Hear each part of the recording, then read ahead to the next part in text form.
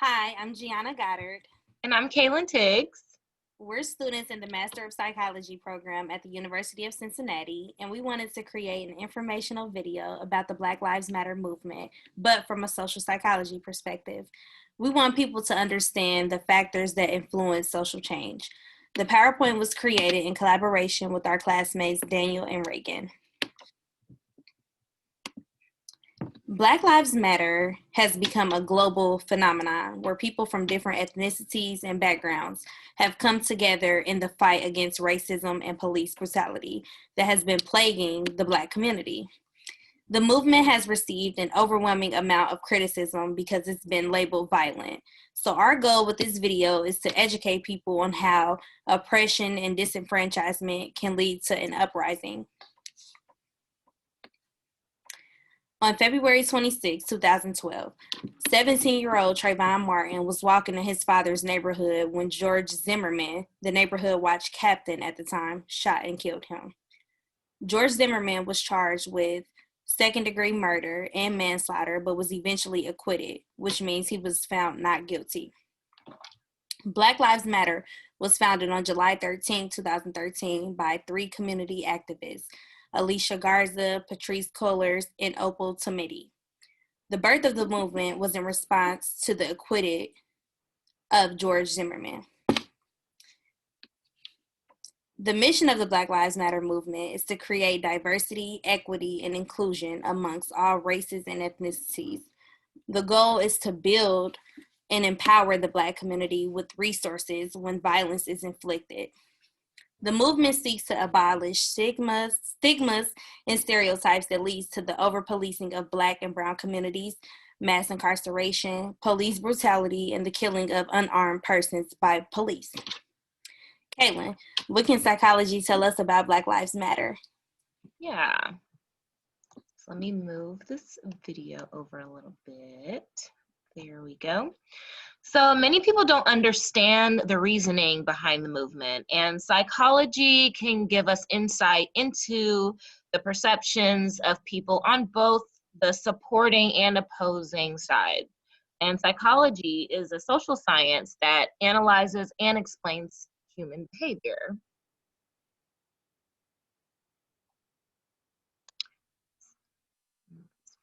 Here we're going to be moving the video a lot so that you guys can see the words. Right? So the movement doesn't just seek to stop police brutality, but to change the social structures, beliefs, and value systems that perpetuate inequity.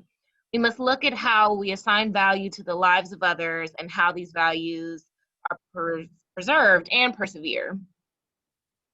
Black people are deprived of social, political, economic equity, and human rights around the world. And psychologists have many theories attempting to understand racism, discrimination, and stereotyping that focuses on the internal processes within a person, like the person's personality, beliefs, and values, but also accounts for the person's environmental influences. So, for example, the frustration aggression theory says that people who cannot address their anger and frustration directly at the source will displace their aggression against people less powerful. So, you might have to ask, do police officers have the tendency to displace their frustration when dealing with people of color in arrest situations? Another example is authoritarian personality theory, and that says that an authoritarian personality results from childhood, or excuse me, from children who are raised with parents who humiliated and diminished them. And this type of environment kind of creates a thinking pattern of dominance and submission. And it reinforces social hierarchies where minorities are often the ones being villainized. There's so much evidence that social behavior operates in an unconscious fashion. Implicit social cognition says that past experiences can influence judgment in ways that are unknown to the person. And studies have shown that even people who renounce discrimination hold unknown implicit stereotypes. And it's so common that it takes movements like the Black Lives Matter movement to bring awareness to the ways that discrimination and stereotyping manifest themselves in our country. And studies are showing that people are quicker to associate negative things with the word Black and positive things with the word white.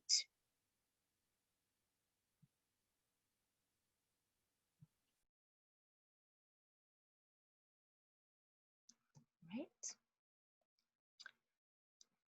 So there's this thing called the person situation debate. And in psychology, it's a debate about whether human behavior is driven by features of an individual, like their personality, or features of the situation the individuals in, like their culture. And this has some meaningful consequences for the Black Lives Matter movement. On one hand, we might want to know what leads people to join movements or support the status quo. And then on the other hand, we might want to know how we can change people's behaviors to make the world a more justified place.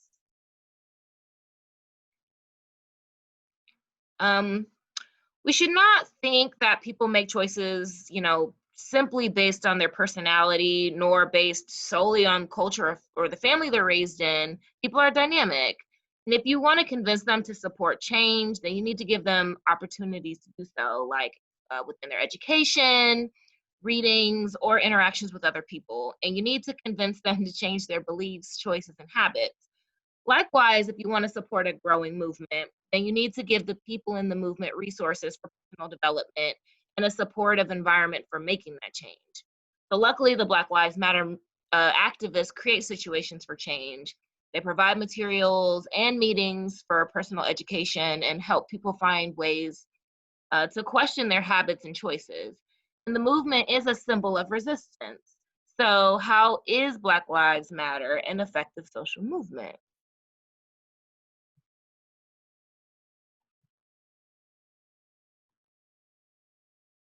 Well, this leads us to a study that was conducted in 2012 on what makes a social movement effective, even in the presence of like powerful oppressive systems that resist change.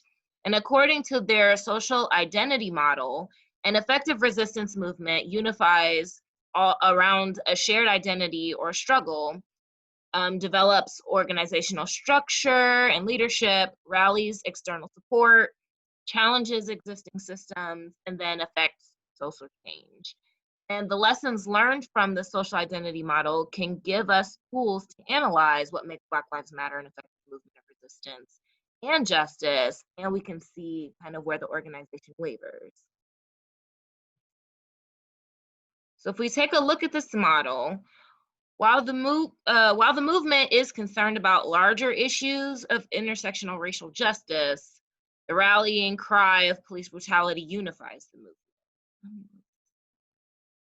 The whole model. There we go.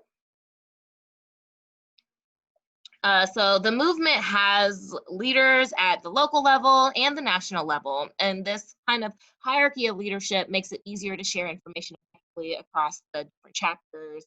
It can mobilize in response to different policy issues and quickly react to new instances of violence and oppression. And the Black Lives Matter movement has also been effective at getting people outside of the movement to be involved, therefore leading to shifts in policies around the US relating to these issues, like a ban on the no-knock warrants in the wake of the Breonna Taylor protests in Louisville, Kentucky. However, though, despite its successes, the Black Lives Matter movement also has issues in creating a message that can fully unify all of its members. So while the movement tends to have more success and momentum than it does failures, the organization has limitations that can be explored and analyzed using psychological tools and other types of social sciences. Similarly, we can come to an understanding of, how people and organizations may want to undermine the movement using psychology. So you can see this play out in discussions around the protests being labeled as violent, damaging, harmful to the communities that they claim to help, etc. Even though 93% of protests produce no property damage or violence and are peaceful. Some of this undermining and a lack of understanding of the movement can be attributed to things like implicit bias.